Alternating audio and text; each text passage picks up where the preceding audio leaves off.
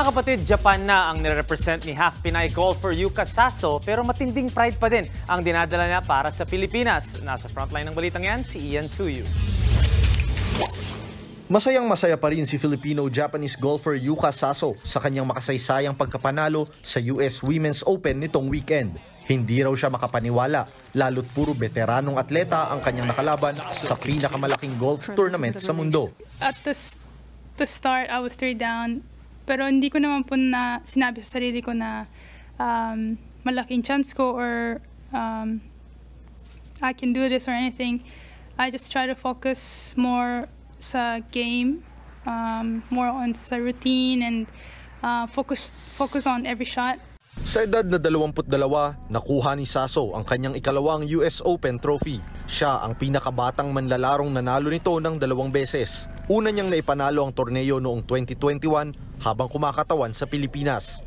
Alay niya raw iyon sa kanyang inang Pinay, habang alay niya naman sa kanyang amang Hapon ang pinakahuling titulo. Taong 2021 nang magdesisyon ang Tubong Bulacan na lumipat sa federasyon sa Japan. Lumipat ng federasyon sa Japan.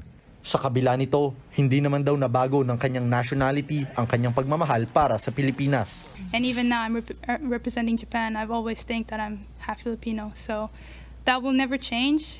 If I could put 2 flags on beside my name, I would, but I cannot. So, but I think the whole world already knows that I'm half Filipino, half Japanese.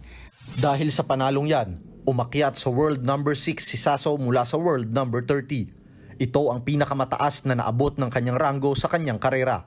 Ito rin ang nagsisiguro ng kanyang pwesto sa Paris Olympics sa susunod na buwan.